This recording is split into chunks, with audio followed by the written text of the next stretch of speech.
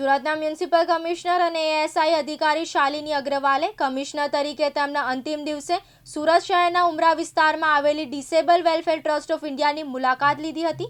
આ મુલાકાત દરમિયાન તેમણે સંસ્થાના પ્રમુખ અને પદ્મશ્રી પુરસ્કારથી સન્માનિત ડોક્ટર કનુભાઈ ટેલર દ્વારા દિવ્યાંગ બાળકો અને દિવ્યાંગ વ્યક્તિઓ માટે કરવામાં આવતી સેવા ભાવનાને બિરદાવી હતી। દિવ્યાંગો માટે સંસ્થા દ્વારા કરવામાં આવતું કાર્ય સમાજ માટે પ્રેરણારૂપ હોવાનું જણાવ્યું હતું। તેમણે જણાવ્યું કે આવી સંસ્થાઓ સમાજમાં માનવીય સંવેદનાઓને જીવંત રાખે છે। આ મુલાકાત દરમિયાન મ્યુનિસિપલ કમિશનર શાલિની અગ્રવાલે ભવિષ્યમાં પણ દિવ્યાંગો સાથે જોડાઈ રહી તેમના કલ્યાણ અને સેવા માટે સતત કાર્ય કરવાની પ્રતિબદ્ધતા વ્યક્ત કરી હતી।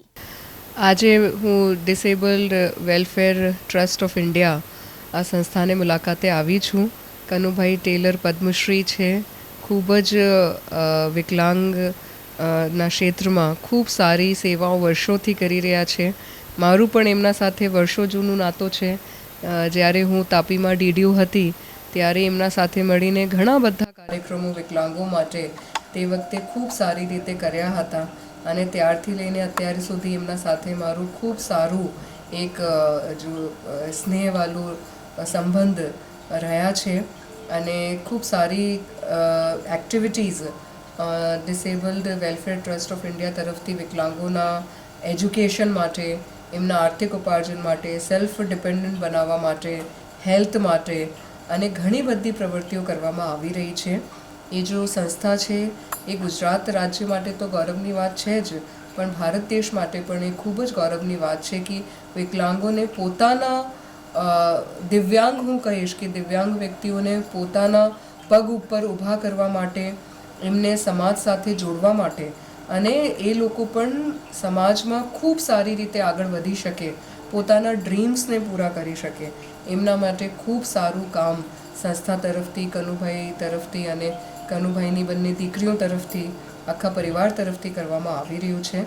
કનુભાઈને હું ખૂબ ખૂબ એમનું વિશેષ હાર્દિક એમને અભિનંદન પાઠવું છું કે અત્યારે ભારતમાં જ નહીં પણ વિશ્વમાં પણ એ જુદી જુદી જગ્યાઓ ઉપર જઈને પોતાની આ જો નિષ્ણાત એમની જો સ્કિલ છે એ બીજા પણ લોકો સાથે શેર કરી રહ્યા છે।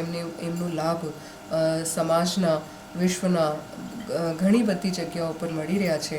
એટલે સંસ્થા તરફથી ભવિષ્યમાં દિવ્યાંગ વ્યક્તિઓને વિકસિત ભારત 2047ના જો સંકલ્પ છે એમાં જો મેઇન સ્ટ્રીમ લાઇનમાં કરવામાં આવી રહ્યું છે એ ખૂબ સારું પરિબળ સાબિત થશે। દિવ્યાંગ ન્યૂઝના માધ્યમથી શું સંદેશો આપવામાં આવશે? દરેક વ્યક્તિ ભગવાનનું પ્રસાદ છે। દરેક વ્યક્તિને ભગવાને જન્મજત દત્ત શક્તિઓ આપેલી છે। દરેક વ્યક્તિને પોતાની આ શક્તિઓ ઓળખવું જોઈએ અને આપણે બધા ભાગ્યશાળી છીએ કે ભારત દેશમાં જન્મ થયું છે અને અહીંયા ભારત ખૂબ જ મોટી વિશ્વ આર્થિક તંત્ર બનવા તરફ આગળ જઈ રહ્યું છે। 5મું હતું, હવે 4થું થઈ ગયું। એટલે અત્યારે ભારતમાં આર્થિક ઓપોર્ચ્યુનિટીઝ, સામાજિક ઓપોર્ચ્યુનિટીઝ, ખૂબ સારી ઓપોર્ચ્યુનિટીઝ છે।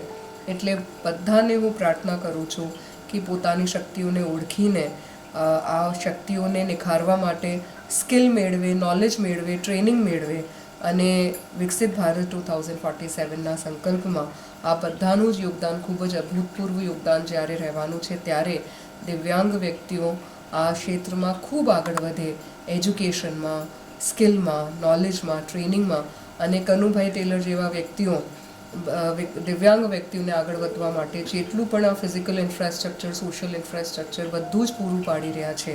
તો આ બધી તકોને ઝડપીને ભારત સરકાર, ગુજરાત સરકારની બધી સ્કીમ્સનો લાભ મેળવીને પોતાના ડ્રીમ્સ પૂરા કરો, પોતાના જીવનમાં આગળ વધો એવી હું ખૂબ ખૂબ હાર્દિક શુભેચ્છાઓ પાઠવું છું। મેડમ, આજે ચેનલના માધ્યમથી તમે કમિટમેન્ટ આપીને જાઓ, તમે કોઈ પણ ક્ષેત્રમાં, કોઈ પણ જગ્યાએ જાઓ, તમે દિવ્યાંગ બાળકો સાથેનો નાતો અતૂટ રાખશો। મને લાગે છે કે મારા જન્મથી લઈને અત્યારે સુધી મારું દિવ્યાંગ વ્યક્તિઓ સાથે ખૂબ સારું નાતો છે, કેમ કે મારા ફાધર પણ આ સર્વિસમાં હતા અને એમના થકી અમે ઘણી બધી પ્રવૃત્તિઓ એમને કરતા જોયા છે।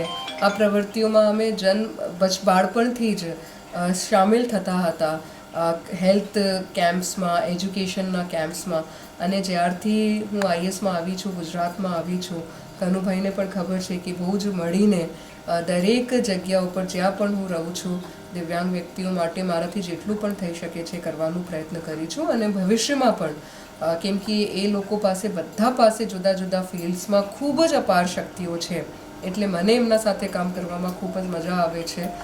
ભવિષ્યમાં પણ એવી રીતે હું કામ કરતી રહીશ એવી હું બધાને ખાતરી આપું છું. Thank you. મયુર ટેલર, દિવ્યાંગ ન્યૂઝ, સુરત.